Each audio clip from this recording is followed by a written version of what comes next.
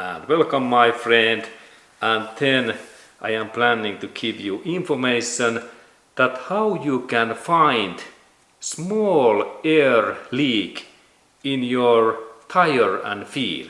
And here is really my wheel, and there is very small leak what I can't find. But next I will show that what is the way to find 100% this leak. Okay, and now when we start to find this air leak, what is the first thing what we need to do? First thing is that we need in here air. And what is good air? We need to now install in here lot of air, and we install in here, normally there is 2 bar air in this tire, but now when we are looking this leak area, we need a lot of air pressure, and I think that about 4 bars is good, this amount. And please check also in your tire that how much you can add in this air, because if you have very leak and weak tire, then it can go broken.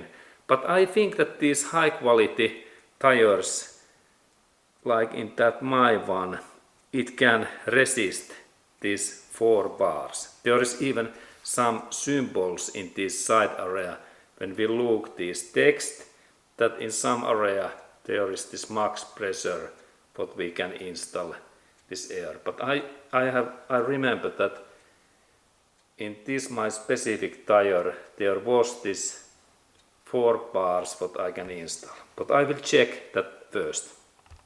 Okay, and now I really find this area, and there is small text in that area what tells to us that max pressure in this my current wheel is 44 psi, and this means about 3 bars air pressure. And this is really good check, because if I install in here 4 bars this air pressure, then this my tire can explode or goes whole normally in this side area. But now I install in here really these 3 bars, and this air amount that why we install so much air, the purpose is that we need a lot of pressure inside, that this air goes more easily. Now I take this my cap hat, and then I install this my air valve. And now when we look that, now there is no any pressure because it is empty. But now I install in this 3 bars.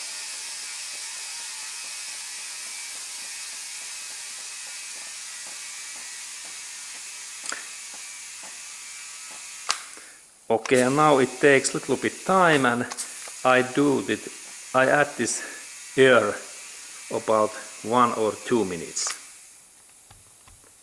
Okay, and now we can see that this air pressure is this 3 bars in here in this my meter, and that means now that now we have this air enough for that leak test. And next I take this my air hose away, and what we need next, we go to step 2 next. We need now next pick this canister or some another pool where is water. Okay, and now we really need pick this canister, what we next fill, and we install that canister full of water, and what is right side to our and your tire. Now I lift this my tire, and this canister must and have to be so big that when we install this our tire and feel in there, that when we rotate that our tire soon, that this area, this side line, it must be so high that this valve is up in below of that water line and also in that area, because this leak is normally in here or in here, and that's we need canister what is enough tall and there is enough deepness. And next thing is that next I fill this my canister full of water in that area, and then I rotate that carefully, and soon we can see in bubbles in here in that side, or then this in another side in here. And let's look that when I fill this my canister full of this water, that's what we can see next. And next we go to part 3, this water filling in this canister.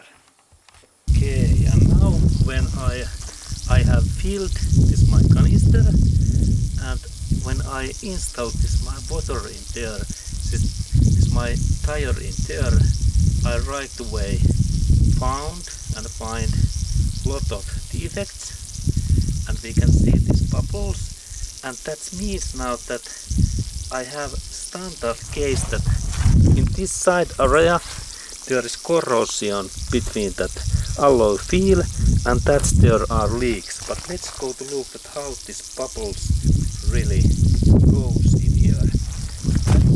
Now I install it here.